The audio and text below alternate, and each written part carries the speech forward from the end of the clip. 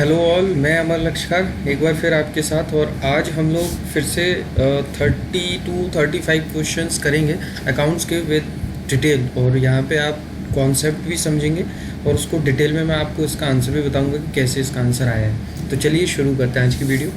सबसे पहला क्वेश्चन है, लाल लिमिटेड ने इशू किए हैं 10% preference shares of ₹10 each and जो इशू करें हैं वो 2% डिस्काउंट पर करें और उसकी कॉस्ट जो इशू करने की थी वो ₹0.20 थी and cost of preference capital. देखिए दो चीज़ें होती हैं, एक इक्विटी शेयर्स होते हैं, एक प्रेफरेंस शेयर होते हैं। देखिए इक्विटी शेयर जो रहते हैं वो कंपनी के असली मालिक होते हैं, क्योंकि अगर कंपनी को लॉस होता है तो इक्विटी शेयर वालों को भी लॉस होगा, तो इसलिए उन्हें हम लोग कंपनी का असली मालिक बोलते हैं। ये क्वेश्चन आ चुका है। दूसरा, प्रेफरेंस शेयर क्या होता है? देखिए इक्विटी शेयर से पहले जब प्रॉफिट में से डिविडेंड निकाल के जो दिया जाता है वो सबसे पहले जो जैसे दिया जाता है वो होते हैं प्रेफरेंस शेयर होल्डर। नाम में ही पता चलता है कि वो उन्हें प्रेफरेंस दिया जाता है। यहाँ पे प्रेफरेंस शेयर के पहले 10% लिखा है, इसका मतलब ये है कि उन्हें 10% डिविडेंड दिया जाएगा जो कि कंपलसरी देना रहेगा आपको। तो ये कुछ इंपॉर्टेंट फैक्ट्स थे जो आपको पता होना चाहिए थे।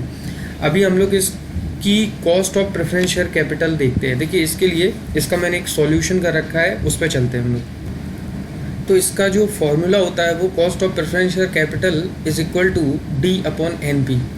हेयर D फॉर डिविडेंड और NP फॉर नेट प्रोसीड्स। देखिए डिविडेंड तो मैंने आपको यहाँ बता दिया कि 10% प्रेफरेंस है, तो 10% जो होगा वो डिविडेंड होगा। तो इस पर 10% किस पे कैलकुलेट करेंगे? आप देख सकते हो ₹10 ईच, तो ये जो फेस वैल्यू है वो ₹10 है। यहाँ पे ₹10 का 10% अगर आप निकालेंगे तो ₹1 आएगा। तो ये 10,000 इंटू ₹1 विच इज़ 10,000। तो यहाँ पे आप निकाल सकते हो। देखिए यहाँ पे ये आ गया 10% ऑफ 10,000 इंटू 10 विच इज़ 10,000। तो ये ₹10,000 हमारा डिविडेंड आ गया। इसके बाद हम लोग नेट प्रोसीड्स की बात करते हैं। देखिए नेट प्रोसीड का मतलब ही होता है कि हमें हाथ में रुपए मिलने कितने हैं। तो हाथ में रुपए कौन से मिलेंगे? ये तो कॉस्ट जो खर्च होगा ये नहीं मिलेगी और जो डिस्काउंट है वो नहीं मिलेगा, तो इन दोनों को हम लोग माइनस कर देंगे। तो इन दोनों को निकालना पड़ेगा पहले। तो 2% डिस्काउंट निकालेंगे अगर हम लोग तो आ जाएगा 2,000। ये रही उसकी कैलकुलेशन, 10,000 इंटू 10 इंटू 2%। और 0.2 कॉस्ट है, इसलिए कॉस्ट ऑफ इशू जो रहेगी वो भी 2,000 निकल के आएगी। और टोटल जो हमें पैसे मिलने चाहिए थे वो हैं 1,00,000। कैसे? 10,000 इंटू 10 तो कितना हो जाएगा? 1,00,000। 1,00,000 में से जो रुपए हमें नहीं मिलने वो कौन से हैं? ₹2,000 discount and ₹2,000 cost of issue. तो कितना हो गया? ये आ जाएगा 96,000। तो कॉस्ट कैसे निकलेगी? 10,000 अपॉन 96,000 इंटू 100, तो 10.41%। तो यहाँ पे जो आंसर हो जाएगा वो हो जाएगा D, 10.41%। नेक्स्ट क्वेश्चन हम लोग देखते हैं। Question number 2, speculation loss can be carried forward for set off up to कितने साल? देखिए स्पेकुलेशन का मतलब क्या होता है? अगर हम लोग देखें तो जो शेयर मार्केट में जो हम लोग पैसा लगाते हैं तो स्पेकुलेशन गेन या लॉस होता है, ठीक है। तो उसमें अगर लॉस हो गया तो वो लॉस कितने सालों तक हम लोग कैरी फॉरवर्ड कर सकते हैं? तो देखिए लॉस कैरी फॉरवर्ड करने का मतलब ये होगा कि जो लॉस हुआ था वो अब हमारा इस साल का जो प्रॉफिट है वो कम है और लॉस ज़्यादा है, तो उसको कैरी कर लेंगे हम लोग। लेकिन वो सिर्फ 4 सालों तक आगे हम लोग कैरी कर सकते हैं, उसके आगे नहीं कर सकते हैं। क्वेश्चन नंबर, अच्छा इसका आंसर हो जाएगा ए। क्वेश्चन नंबर 3 की बात करते हैं हम लोग। In a month payment of wages 1400। इस वाले क्वेश्चन को मैं बाद में बताऊँगा, अभी इसको स्किप करते हैं हम लोग। क्वेश्चन नंबर 4 हम लोग देखते हैं, विच of the following is an example of N intangible asset. तो इंटेंजिबल का मतलब होता है जिसे छुआ ना जा सके, तो इसका आंसर हो जाएगा कॉपीराइट। वैसे भी पता चल रहा है हम लोगों को कॉपीराइट हमारी एसेट होती है, इसलिए इसका आंसर हो जाएगा डी। क्वेश्चन नंबर 5 हम लोग देखते हैं, cost of cell.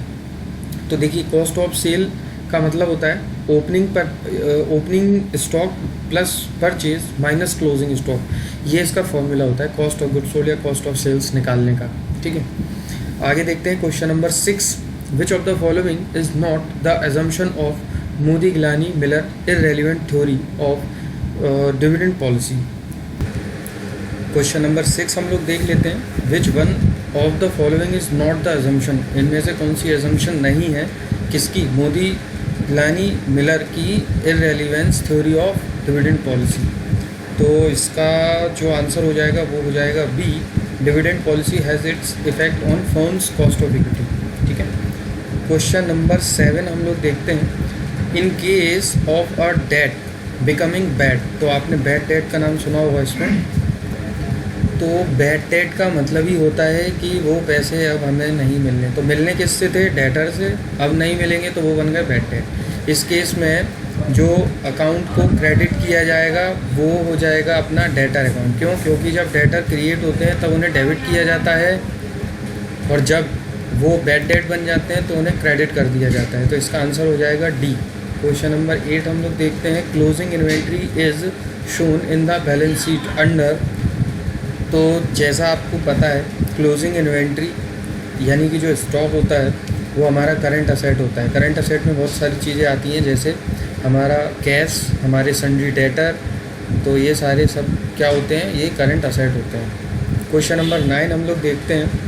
A capital budgeting technique that explicitly incorporates an estimated interest rate into its basic computations is, इसका आंसर हो जाएगा नेट प्रेजेंट वैल्यू मेथड। तो कैपिटल बजटिंग के 4 या 5 मेथड होते हैं, ठीक है ना, जिसमें से एक होता है नेट प्रेजेंट वैल्यू मेथड। यहाँ पे वो पूछ रहा है कि explicitly incorporates an estimated interest rate, तो एस्टिमेटेड इंटरेस्ट रेट हम लोग यूज़ करते हैं नेट प्रेजेंट वैल्यू मेथड में। क्वेश्चन नंबर 10 हम लोग देखते हैं। एक्सेस ऑफ एसेट्स, तो देखिए बैलेंस शीट में 2 पार्ट्स होते हैं, इस तरफ लायबिलिटी और राइट साइड की तरफ एसेट।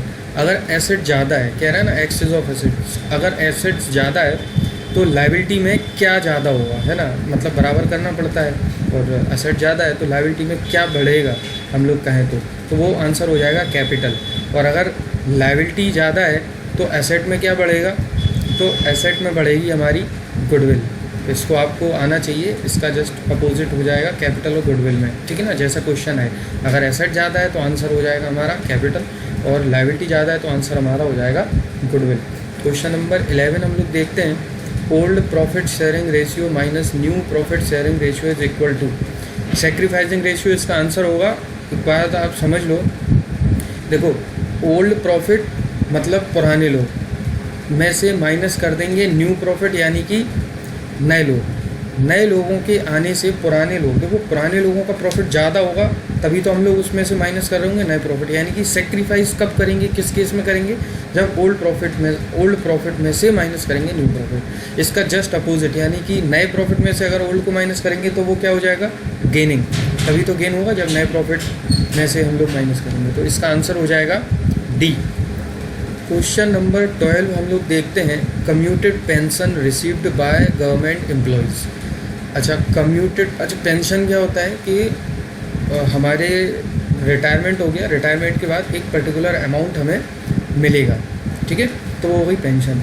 वो 2 तरीके से मिल सकता है कि या तो हम लोग उसे अनकम्यूटेड फॉर्म में ले लें, यानी कि हर महीने कुछ पैसे लेते रहें, और या फिर हम लोग उसे कम्यूटेड करा लें, यानी कि हम एक बार में पैसा ले लें। सपोज़ कीजिए आपकी 30 लाख रुपए मिलने थे, आपने 5 लाख रुपए कम्यूटेड करा लिए, बाकी की पेंशन बनवा ली। तो जो पैसा आपने 5 लाख रुपए आपने एक बार में ले लिया वो कम्यूटेड होगा। और अगर आप गवर्नमेंट एम्प्लॉई हो तो वो कम्यूटेड इनकम पेंशन पे आपका कोई भी टैक्स नहीं लगेगा, यानी कि वो फुली एग्जम्प्ट हो जाएगा। ये बेसिकली इनकम टैक्स का क्वेश्चन है। क्वेश्चन नंबर 13 हम लोग देखते हैं। Working capital is the capital which makes a company work. तो इसका आंसर ही यही है एक्चुअली। वर्किंग कैपिटल जो कैपिटल होती है वो कंपनी को चलाने के लिए हम लोग जो फंडिंग मतलब जो पैसा होता है वो कंपनी को चलाने के लिए होता है वर्किंग कैपिटल। वर्किंग कैपिटल मतलब current asset minus current liability. Question number 14 हम लोग देखते हैं अब। When the bank account in the cash book, देखिए कैश बुक हम लोग बनाते हैं, बैंक तो बनाते नहीं है, तो हम लोग जो कैश बुक बनाते हैं उसमें एक बैंक अकाउंट होता है, डबल कॉलम कैश बुक में एक बैंक अकाउंट होता है, ठीक है। वो ये कहता है कि a customer shows a debit balance, ठीक है। When the bank account in the cash book or customer shows a debit balance, the customer's account in the bank's book must generally shows। तो ये बहुत सिंपल क्वेश्चन है और simple इसका answer है। क्या, अगर डेबिट बैलेंस है तो इसका आंसर क्रेडिट बैलेंस हो जाएगा, यानी कि बी। यानी कि अगर हमारी कैश बुक के बैंक अकाउंट में डेबिट बैलेंस दिख रहा है तो हमारी पासबुक में वो क्रेडिट बैलेंस दिखेगा। ठीक है। क्वेश्चन नंबर 15 हम लोग देखते हैं, the concept behind the statement business has a long period of life. ठीक है ना, मतलब एक कॉन्सेप्ट होता है, एक कॉन्सेप्ट नहीं, लगभग 10 से ऊपर कॉन्सेप्ट होते हैं जो जनरली माने जाते हैं। ठीक है ना, यानी कि आप अगर बिजनेस कर रहे हो तो वो कॉन्सेप्ट प्रिज्यूम किए जाते हैं कि आप उन्हें फॉलो करेंगे, जिनमें से एक कॉन्सेप्ट होता है गोइंग कंसर्न कॉन्सेप्ट, मतलब बिजनेस अनंत काल तक चलता रहेगा, उसे रोका नहीं जाएगा, ये मान के बिजनेस किया जाता है। और ऊपर जो पूछ रहा है business has a long period of life, इसका सीधा संपर्क कहाँ से बन रहा है, गोइंग कंसर्न कॉन्सेप्ट से। क्वेश्चन नंबर 16 हम लोग देखते हैं, एजुकेशन सेस। एजुकेशन सेस, देखिए इनकम टैक्स का ज़्यादा क्वेश्चन है ये। तो हम लोग जब अपनी टोटल इनकम निकाल लेते हैं, टोटल टैक्सेबल इनकम, उस पर हम लोग टैक्स निकालते हैं, जो टैक्स बनता है उस टैक्स पे हम लोग एजुकेशन सेस लगाते हैं। ठीक है ना, तो इसका आंसर हो जाएगा टैक्स ऑन टोटल इनकम। तो जो टैक्स है उस टोटल इनकम पर, उस पर हम लोग एजुकेशन सेस लगाते हैं। ये भी परसेंटेज में रहता है, जो रिसेंटली 4% चल रहा है। ठीक है। क्वेश्चन नंबर 17 हम लोग देख लेते हैं, स्टॉक टर्नओवर रेशो। देखिए ये थोड़ा सा समझ लेते हैं हम लोग। स्टॉक टर्नओवर, टर्नओवर का मतलब होता है सेल, स्टॉक का सेल में कन्वर्जन, ये रेशियो दिखाता है कि हमारा स्टॉक कितनी जल्दी सेल में कन्वर्ट हो जाता है। तो ये हो गया, तो ये एक्टिविटी है एक तरीके की। ठीक है, इसीलिए ये आ जाएगा एक्टिविटी रेशियो। मैं आगे इनको भी समझाता हूँ आपको। देखो लिक्विडिटी का मतलब हमारे पास कितनी मात्रा में लिक्विडेशन है, लिक्विडेशन मतलब लिक्विडिटी है, यानी कि जैसे कैश हो गया या ऐसा पैसा जिसको हम लोग तुरंत किसी को पे कर पाएँ, तो उसको, उस टाइप के जो रेशियो होते हैं उन्हें हम लोग लिक्विडिटी रेशियो बोलेंगे। फिर हम लोग बात करते हैं प्रॉफिटेबिलिटी रेशियो की। देखिए जो शो करे प्रॉफिट, तो वो हो गया प्रॉफिटेबिलिटी रेशियो, जैसे net profit ratio, gross profit ratio, operating profit ratio, ये सारे प्रॉफिटेबिलिटी में आते हैं। ठीक है। एक्टिविटी में मैंने आपको बताया ना इस टाइप के रेशियो, जैसे ये स्टॉक टर्नओवर है। सॉल्वेंसी रेशियो का मतलब होता है कि हम कितने सॉल्वेंट हैं अपने डेट को चुकाने में, है ना, मतलब अगर हमारी कोई लायबिलिटी है तो उसको हम चुका पाते हैं या नहीं, इन टाइप के रेशियो को हम लोग बोलते हैं सॉल्वेंसी रेशियो। क्वेश्चन नंबर 18 की बात कर लेते हैं हम लोग, विच of the following is a non current asset. तो देखो करंट असेट मैंने ऊपर बताया था आपको, तो जो असेट होती है ना दो पार्ट में डिवाइड होती है, जैसे फिक्स्ड असेट और करंट असेट। तो जो फिक्स्ड असेट है, जो करंट असेट है वो अलग हो गई, तो जो बची हुई के असेट हो जाएगी वो कौन सी हो जाएगी, नॉन करंट असेट। ठीक है ना, जैसे फिक्स्ड असेट को भी दो पार्ट में हम लोग बांटते हैं, जैसे टेंजेबल फिक्स्ड असेट और इनटेंजेबल फिक्स्ड असेट। तो यहाँ पे क्वेश्चन कह रहे हैं इनमें से कौन सी नॉन करंट असेट है, यानी कि फिक्स्ड असेट है, तो इसका आंसर हो जाएगा गुडविल। ठीक है, तो गुडविल जो होती है ना वो इंटेंजिबल असेट होती है। ठीक है, जिसे छुआ ना जा सके। क्वेश्चन नंबर 19 की हम लोग बात कर लेते हैं, लॉन्ग टर्म कैपिटल लॉस। ये इनकम टैक्स का क्वेश्चन है। Long term capital, actually capital gain एक टाइप का गेन होता है जब आप मकान वगैरह बेचते हैं, उस पर जो प्रॉफिट होता है। ठीक है, मकान तो मैंने एक एग्जांपल दिया है, इसमें बहुत सारी चीज़ें आती हैं, तो उस टाइप के लॉस या गेन को हम लोग कैपिटल लॉस या कैपिटल गेन कहते हैं। अब बात वो ये कह रहा है कि long term capital gain, loss जो है उसको सेट ऑफ करना। सेट ऑफ करने का मतलब जब लॉन्ग टर्म कैपिटल गेन होगा तभी हम उस लॉस को सेटिस्फाई या सेट ऑफ कर पाएंगे। इसका आंसर हो जाएगा B, long term capital gains.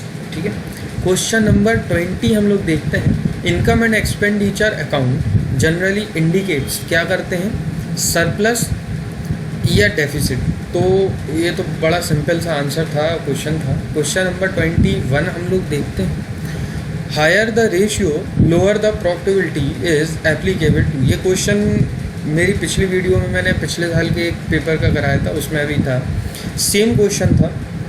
बोलता है हायर द रेशियो, ये रेशियो जितना ज़्यादा होगा तो प्रॉफिट हमारा उतना कम होगा। तो इसका आंसर जो होगा वो होगा ऑपरेटिंग रेशियो। देखिए क्या होता है ना कि जैसे ऑपरेटिंग कॉस्ट और ऑपरेटिंग प्रॉफिट ये दो चीज़ें होती हैं। जैसे मैं मान लूँ 100 रुपीज़, 100 में अगर 10 रुपये हमारा प्रॉफिट है तो 90 रुपीज़ कॉस्ट है 100 में, ठीक है। अब हम लोग बात करते हैं कि अगर हमारा जो प्रॉफिट है, सॉरी जो कॉस्ट है, अगर हमारी जो कॉस्ट है ऑपरेटिंग वो 90 की जगह 95 हो जाती है, तो हमारा प्रॉफिट कितना बचेगा? 5% का। तो इससे आपको एक चीज़ समझ में आ रहा है ना कि ये ऑपरेटिंग रेशियो जो है वो बढ़ रहा है, लेकिन हमारा जो प्रॉफिट है वो कम हो रहा है, तो प्रॉफिटेबिलिटी कम हो रही है। इसीलिए इसका आंसर जो हो जाएगा वो सी हो जाएगा। और यहाँ पे हम लोग देखते हैं ग्रॉस प्रॉफिट की बात अगर करें तो ग्रॉस प्रॉफिट अगर ज़्यादा होगा तो प्रॉफिट ज़्यादा होगा, नेट प्रॉफिट अगर ज़्यादा होगा तो प्रॉफिट ज़्यादा होगा, और रिटर्न ऑन इन्वेस्टमेंट भी एक तरीके का प्रॉफिट ही होता है, वो ज़्यादा होगा तो हमारी कॉस्ट। तो यहाँ पे जो आंसर हो जाएगा वो सी हो जाएगा। क्वेश्चन नंबर 22 हम लोग देखते हैं, total amount of capital to be included in the total of balance sheet is. तो total amount of capital show होता है पेड अप कैपिटल में, ठीक है ना। इसमें चलो इसको समझते हैं। ऑथराइज्ड कैपिटल क्या होता है? ये वो पूरी कैपिटल होती है जो कंपनी अपनी पूरी लाइफ में उससे ज़्यादा इशू नहीं निकाल सकती, मतलब जो शेयर इशू करते हैं, तो ऑथराइज कैपिटल से ज़्यादा शेयर इशू हम लोग कभी नहीं निकाल सकते हैं, इसको बोलते हैं ऑथराइज कैपिटल। सब्सक्राइब्ड कैपिटल और इशूड समझते हैं उससे पहले, मतलब हमें अगर 2 लाख रुपए की ज़रूरत है तो हम लोग इशू निकालेंगे तो उसे बोलेंगे इशू कैपिटल। लेकिन ज़रूरी नहीं है कि 2 लाख रुपए के लिए हमारे पास एप्लीकेशन आ जाए, हो सकता है 2 लाख में से 1,80,000 के लिए आए, तो 1,80,000 रुपये के लिए अगर आती है और उसे हम सब्सक्राइब करेंगे तो वो हो जाएगी सब्सक्राइब कैपिटल। और paid up capital total amount of capital किस में आ जाएगी? पेड अप कैपिटल में। नाउ क्वेश्चन नंबर 23 हम लोग देखते हैं, पेमेंट ऑफ ऑनरेरियम। देखिए मतलब कुछ पैसे देना, किसे? सेक्रेटरी को। अगर सेक्रेटरी को हम लोग कुछ ऑनरेरियम देते हैं तो उसे हम लोग क्या ट्रीट करेंगे? कैपिटल एक्सपेंडिचर या रेवेन्यू? तो कैपिटल एक्सपेंडिचर तो नहीं करेंगे, इसका आंसर हो जाएगा रेवेन्यू एक्सपेंडिचर।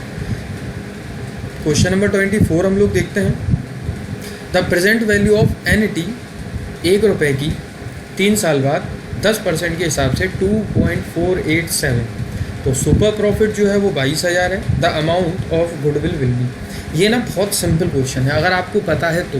प्रेजेंट वैल्यू देखो, 1 रुपये की 3 साल बाद जो वैल्यू होगी वो होगी 2.487। सुपर प्रॉफिट हमें दे रखा है 22,000, गुडविल की बात कर रहा है, कुछ नहीं करना है, 22,000 का मल्टीप्लिकेशन कर देना है 2.487 में, आंसर आ जाएगा 54,714। क्वेश्चन नंबर 25 हम लोग देख लेते हैं, shares can be forfeited for. हम लोग शेयर्स को फॉरफिट करेंगे, ठीक है ना। तो किस किस केस में हम लोग कर सकते हैं, मतलब किस केस में कर सकते हैं? तो फेलियर टू अटेंड मीटिंग, तो वो मीटिंग में नहीं आया तो क्या उसके शेयर फॉरफिट कर लेंगे? तो नहीं। Non payment of call money, तो हम लोग जब इशू निकालते हैं तो जो पैसा हम लोग पब्लिक से मंगाते हैं वो 3 या 4 उसके पार्ट कर देते हैं और उससे मंगाते हैं। जैसे एप्लीकेशन मनी हो जाती है, फिर फर्स्ट कॉल, सेकंड कॉल या फाइनल कॉल भी कहते हैं। तो अगर वो व्यक्ति उनमें से कोई सी भी कॉल देने में समर्थ नहीं है या नहीं देता है तो हम लोग उसके शेयर फॉरफिट कर सकते हैं, सिर्फ एक तरीके से ही। और फेलियर टू रीपे लोन, इससे कोई मतलब ही नहीं है। Which shares are pledged as security, तो इससे भी कोई मतलब नहीं। इसका आंसर हो जाएगा बी। क्वेश्चन नंबर 26 हम लोग देखते हैं, detection and prevention of error. तो ये मेन ऑब्जेक्टिव है या सेकेंडरी ऑब्जेक्टिव है ऑडिटिंग का? तो देखिए ऑडिटिंग का जो मेन ऑब्जेक्टिव होता है वो होता है ट्रू एंड फेयर व्यू देखना, प्रॉफिट एंड लॉस का। इसको ना एक तरीके से और समझते हैं हम लोग। ये देखिए यहाँ पे आप देख सकते हो कि प्राइमरी ऑब्जेक्टिव क्या होते हैं भैया, इंटरनल चेक करना, दूसरी चीज़ हमारी जो अरिथमेटिक एक्यूरेसी है वो चेक करना, verifying the authenticity and validity of transactions, ये सारी चीज़, ठीक है ना। Checking the proper distinction between capital और रेवेन्यू ट्रांजैक्शन जो है उन्हें अलग अलग करना। तो ये तो हो गई प्राइमरी ऑब्जेक्टिव, ये याद रखना आप। और सेकेंडरी ऑब्जेक्टिव जो होते हैं ना वो होते हैं detection and prevention of error, समझ गए आप, और अंडर और ओवर वैल्यूएशन ऑफ स्टॉक, ये बाद में हम लोग देखते हैं। प्राइमरी ऑब्जेक्टिव ये होते हैं उसके, ठीक है। तो इसका आंसर जो हो जाएगा वो हो जाएगा B, secondary objective of auditing. Question number 27 हम लोग देखते हैं, amount spent on increasing the seating capacity in cinema hall. याद रखना कोई भी ऐसा खर्चा जिसकी वजह से हमें प्रॉफिट हो या हमारा प्रॉफिट बढ़े, तो उसे हम लोग कहते हैं कैपिटल एक्सपेंडिचर। यानी कि कोई ऐसा खर्चा हम लोग कर रहे हैं जिसकी वजह से हमारा जो प्रॉफिट है वो बढ़ जाएगा। अब एक बात बताओ, जैसे हमने सीटिंग कैपेसिटी अगर सिनेमा हॉल में बढ़ा दी है तो हमारे पास रेवेन्यू भी उतनी ज़्यादा आएगा, इसलिए इसका जो आंसर हो जाएगा वो जाएगा कैपिटल एक्सपेंडिचर। और अगर नॉर्मल खर्चा किया, मतलब सीटिंग कैपेसिटी बढ़ाई नहीं है लेकिन कुछ कुर्सियाँ थी जो टूट गई थी तो उनको हमने चेंज करवा दिया है, तो वो रेवेन्यू एक्सपेंडिचर कहलाएगा। और अगर कोई हमने ऐसा खर्चा किया है जिसका प्रॉफिट हमें इन फ्यूचर मिलेगा, जैसे एडवर्टीजमेंट का खर्चा, तो वो डेफर्ड रेवेन्यू एक्सपेंडिचर कहलाएगा। क्वेश्चन नंबर 28 हम लोग देखते हैं, the return on capital employed shows the combined effect of. अच्छा, तो return on capital employed, capital जितनी भी हमने लगाई है उसमें रिटर्न जो है वो इसमें से कौन सा जो रेशियो है दोनों वो ये शो करेंगे, है ना, वो रिटर्न बताएंगे। तो इसमें आंसर नंबर आप सी देखिए, नेट प्रॉफिट से प्रॉफिट निकलेगा। देखो प्रॉफिट वाले रेशियो में तो हमें समझ में आ गया कि प्रॉफिट तो वो बताएगा, यानी कि रिटर्न तो वो बताएगा। लेकिन यहाँ पे एक है इन्वेंट्री कैपिटल टर्नओवर, ठीक है ना। तो जो कैपिटल टर्नओवर रेशियो है वो यही बताता है कि हमारी जो कैपिटल है वो सेल में कन्वर्ट हो रही है किस रेशियो से, ठीक है ना। तो ये दोनों जो है इसका आंसर हो जाएंगे सी। और अगर नेट प्रॉफिट रेशियो और इन्वेंट्री टर्नओवर, तो इन्वेंट्री कितनी देर में हमारी सेल बन रही, तो ये तो फिर बात नहीं हुई ना इसमें। ऑपरेटिंग रेशियो तो कॉस्ट की बात हो गई, और ग्रॉस प्रॉफिट की बात करेंगे नहीं, नेट प्रॉफिट की बात करेंगे, तो आंसर हो जाएगा सी। क्वेश्चन नंबर 29 हम लोग देखते हैं, in the absence of partnership deed partners shall. देखो पार्टनरशिप डीड अगर नहीं है, ठीक है, तो क्या होगा सैलरी के केस में, तो हमें सैलरी देने की ज़रूरत नहीं है। अगर डीड में नहीं लिखा तो हम सैलरी नहीं देंगे, ये तो समझ में आ गया। तो इसका आंसर जो हो जाएगा बी। लेकिन इसके अलावा मैं एक चीज़ और बताता हूँ आपको, अगर पार्टनरशिप डीड में प्रॉफिट के बारे में भी कुछ नहीं लिखा कि किस रेशियो में बंटना है, तो उस रेशियो उस प्रॉफिट को भी हम लोग इक्वली बांट देंगे सारे पार्टनर्स में, इररिस्पेक्टिव कि उन्होंने कैपिटल कितनी लगाई है, ठीक है। क्वेश्चन नंबर 30 हम लोग देखते हैं, deduction in respect of medical insurance. देखो मेडिकल में डी आता है, 80D इसका आंसर हो जाएगा, ठीक है, मेडिकल इंश्योरेंस। अगर 80C की बात करेंगे तो इसमें बहुत सारी चीज़ आती है, ट्यूशन फीस, इंश्योरेंस, प्रीमियम, ठीक है ना, और भी बहुत सारी चीज़ें हैं जो 80C में आती हैं। क्वेश्चन नंबर 31 हम लोग देखते हैं, ABC are partner in a firm, D is admitted as a new partner, ठीक है। तो डी अगर एज अ न्यू पार्टनर आता है तो ओल्ड फर्म डिसॉल्व हो जाएगी क्या? बिल्कुल नहीं होगी। Old firm and old partners dissolve नहीं, ओल्ड पार्टनरशिप इज़ रिकॉन्स्टिट्यूटेड, ठीक है ना। जो पार्टनरशिप में हम लोग रूल्स रेगुलेशंस बनाए थे उनमें थोड़ा सा कुछ चेंज करके हम लोग उसको रिकॉन्स्टिट्यूट कर लेंगे। क्वेश्चन नंबर, इसका सी आंसर हो जाएगा। क्वेश्चन नंबर 32 हम लोग देखते हैं, main object of auditing. Okay देखो प्राइमरी और सेकेंडरी ऑब्जेक्ट हम लोग ऊपर पढ़ चुके थे, नीचे आया है कहता है मेन ऑब्जेक्ट यानी कि primary object of auditing. Detection of error तो था ही नहीं, to find out whether profit and loss account and balance sheet show the true and fair state of affairs. तो देखिए इसका आंसर हो जाएगा सी। जो प्राइमरी ऑब्जेक्टिव होता है वो यही होता है कि हम लोग उसकी अर्थमेटिकल एक्यूरेसी चेक करें, है ना, जो हमारे रेवेन्यू है या कैपिटल एक्सपेंडिचर में अलग अलग करें, प्रॉफिट एंड लॉस है, बैलेंस शीट है, वो ट्रू एंड फेयर व्यू दिखा रहे हैं या नहीं वो देखें। तो ये सारी चीज़ें 32 का आंसर हो जाएगा बी। क्वेश्चन नंबर 33 हम लोग देखते हैं, ड्राइंग अकाउंट इज। देखो ड्राइंग का मतलब होता है पैसे निकालना, लेकिन ये वो पैसे हैं जो कंपनी है पार्टनरशिप में जो मालिक है उसके द्वारा निकाले गए हैं अपने खर्चे के लिए, अपने लिए, यानी कि पर्सनल एक्सपेंसेस। और ये इसका आंसर हो जाएगा पर्सनल अकाउंट। ड्राइंग जो है ना वो पर्सनल अकाउंट है। क्वेश्चन नंबर 34 हम लोग देखते हैं, विच of the following will result into inflow of cash. पैसा कैसे आएगा, यानी कि इनमें से कौन सी ऐसी एंट्री है जिसमें पैसा आएगा, ठीक है ना, इनफ्लो हुआ कैश का। तो देखो जब भी कोई चीज़ खरीदेंगे नहीं, जब हम लोग कोई चीज़ बेचेंगे तो पैसा आएगा। तो sold machinery of book value इतना एट अ गेन ऑफ इतना, यानी कि पैसा तो आएगा, ठीक है। पहला वाला देख ले, इसका आंसर जो हो जाएगा वो डी हो जाएगा। पहला वाला देख लेते हैं, डिपॉजिटेड 40,000 इन बैंक। तो देखो पैसा आया नहीं, सिर्फ हम लोगों ने पैसा एक जगह से दूसरी जगह रखा। विड्रॉन एक जगह से दूसरी जगह रखा। परचेज में तो पैसा जाता है, इसका आंसर हो जाएगा D. Internal audit means, internal audit का मतलब ही क्या होता है वो ये पूछ रहा है। Audit undertaken to ascertain truth and fairness of state affairs, audit undertaking internally to evaluate management function, okay, and audit undertaken by employees of the organization to check functional irregularities। देखो जो ऑडिट कर रहे हैं ना वो employees, यानी कि हम लोगों ने खुद नहीं कर लिया, नाम से ही पता चल रहा है इंटरनल। तो अंदर के आदमी ने ये चीज़ देख ली कि हाँ भैया यहाँ कोई गलती गड़बड़ तो नहीं है, अगर नहीं है तो ठीक है, तो वही हो जाएगा इसका आंसर सी। आई होप आपको वीडियो अच्छी लगी होगी, प्लीज़ लाइक ज़रूर कर देना और सब्सक्राइब भी कीजिए। इतने डीपली एक्सप्लेन करने की कोशिश मैंने की है। अगर कोई भी प्रॉब्लम आती है प्लीज़ कमेंट कर दीजिए उस पर। And thank you very much. Subscribe my channel also.